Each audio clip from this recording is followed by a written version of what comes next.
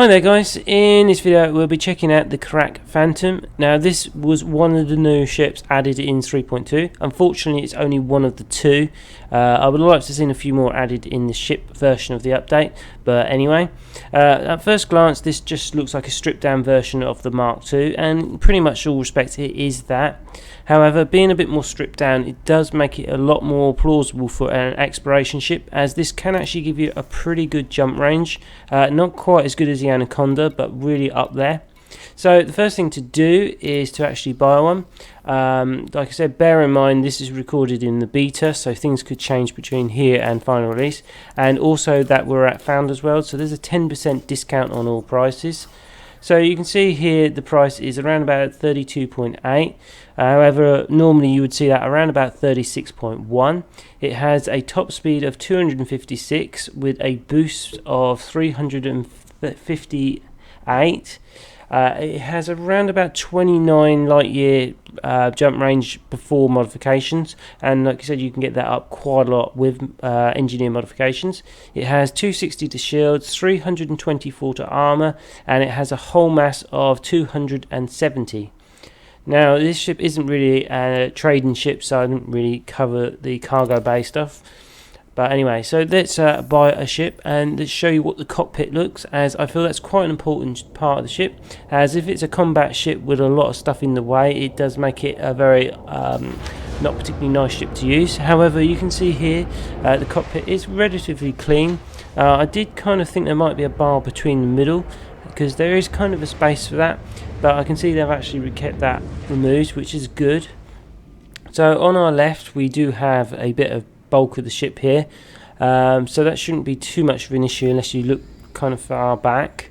On the lower section is fairly clear actually, and you've got pretty good visibility down there, and the same thing on the right as the left, so you've got all the bulk of the ship there. So unless you're really looking at the left and right hand side of the ship, your visibility should be pretty good with this ship. Okay, so the next thing to do is to have a look at the outfitting section and show you what you can fit into this ship. So if we go into our outfitting section just on the right here, you can see we've got our list of stuff. So if we check out hardpoints first, you can see we have 2 class 3 or large hardpoints, and we have 2 class 2. Now what I'm just going to do in this is to fit some weapons to actually show you where they are later, as it can be a bit confusing where some of these weapons are on some of the other ships. On this ship it is pretty easy to work out where they are, but I'll just show you anyway because it just gives a bit more explanation on it. So on the smaller ones I'm going to fit multi-cannons, as they makes it a difference between them. So we have 2 class 3 and 2 class 2. So combat wise it's okay, but it's not going to be fantastic in some respects, but it's okay. But that's kind of what you expect on a medium class ship. You're not going to get some huge hardpoints etc. on those. Like I said, you can even see them 2 hardpoints, but like I said, I'll run through it later and show you exactly where they are. Next onto our utility mounts, so we have 4 utility mounts. So this is where you put your chaff scanners, your heatsink launchers, kill warrant scanners, shield boosters etc. So you've got 4 of those. Onto the core internals, so this is the stuff you can't change necessarily. So for the bulkheads we get lightweight by default. Next is reinforced, which is 26 tons and around about 13.1 million. The next is military grade composite, which are around about 29.5 and adds an extra 53 tons. Next is mirror surface composites, which is around about 70 million. Reactive surface armor is about 77, and all of those add about 53 tons. For the power plant we've got a class 7, so we've got quite a lot of power on this ship. So I'm just going to A-rate this ship as well for the best case scenario. For thrusters we have a class 6, so that is not too bad. For the frameshift drive we have a class 5. Now like I said, you can get some really good jump range out of this ship. For life support we have a class 4, which seems maybe a little bit low, but it doesn't have a huge effect on the ship. For a power distributor we have a nice class 7, so that's a pretty big power distributor for this size ship. You probably will scale that down if you like. For sensors we have a class 6. which again isn't bad. And for a fuel tank we have a class 5, which allows about 32 tons. So next on to our optional internals. So here we have a single class 6, and by default we get a shield generator stuffed in it.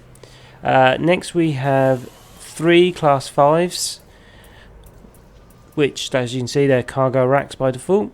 Next we have 3 class 3s, and finally a single class 2. So we have actually got quite a lot of internal options there. I'm just going to swap the last one for a dog computer just to make my life a little bit easier. So you've got plenty of options with the optional internals. I don't think there's much with the paint jobs and all that lot at the moment. That will change, I guess, in the future. Okay, so I think the next point to have a look at is the external of the ship and show you what it looks like. So if we have a look at the external of the ship, you can see it looks very similar to that of the Mark II, specifically the front of the ship. The back part of the ship does change a bit because the Mark II has kind of 4 engine cells arranged in a 4x4 grid, whereas this has kind of a one large engine across the bottom.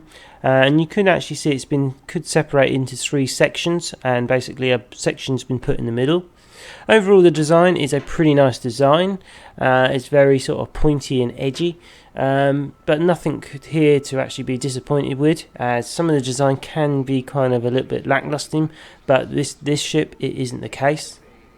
As for the cockpit, you can see it's on the underside of the ship, so just bear that in mind when you're flying through the station doors, as that gives an idea of where you need to fly. Okay, so let's launch this ship up and see how it sounds and performs. Landing restraints lifted. You are go for departure.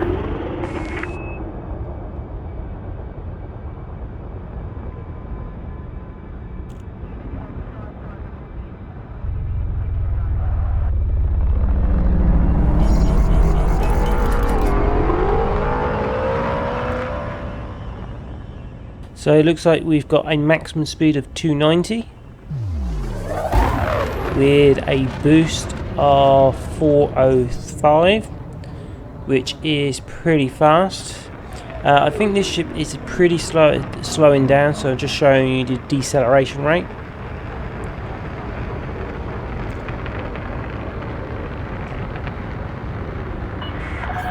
You have left the no-fire zone. We hope to see you. So as you can see, the ship is pretty fast to go forward, but its downside is actually braking. Now the next thing I'm going to do is just to do the spin test thing, which I do in other videos, just to give you a sort of rough indication of how quickly this ship turns. But it's not anything accurate, it just gives you a basic overall feel. So for this, I'm going to do it for the best case scenario. I've already got 4 pips in the engine, so let's get the speed into the blue section.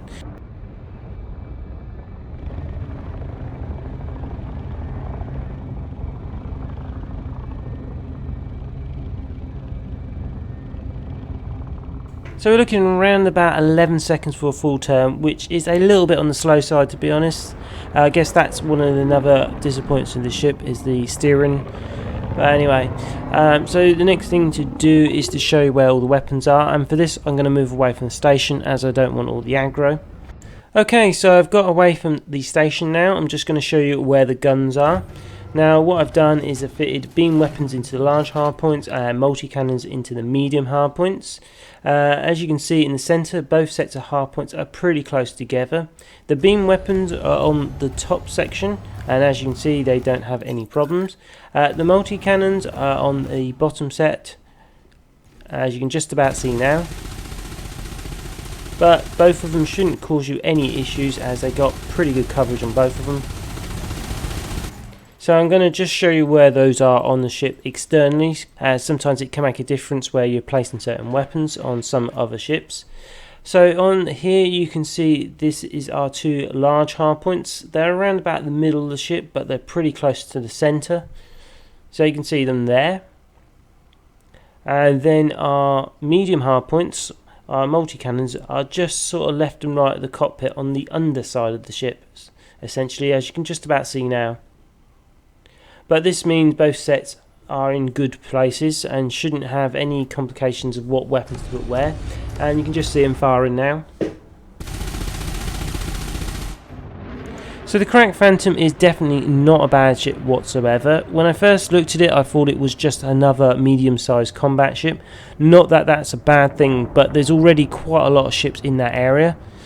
When I started looking at this ship for an exploration, it did look pretty good, and it gives you anywhere between 60 to 80 light years depending on how stripped back you have it, which is not going to quite rival the Anaconda's 85 light year, I believe, but it's definitely up there with the Asp Explorer and the Diamondback Explorer. And for those commanders who have got a little bit bored seeing the same ship for exploration, this could offer you a different view. Definitely something worth considering. For trading, you're only going to get 188 tons without a shield, so that is not particularly very good. So this ship is not a particularly good trade ship. It's good at medium-sized combat and also exploration. So that's my look at the Krait Phantom. Any comments or suggestions are always welcome below.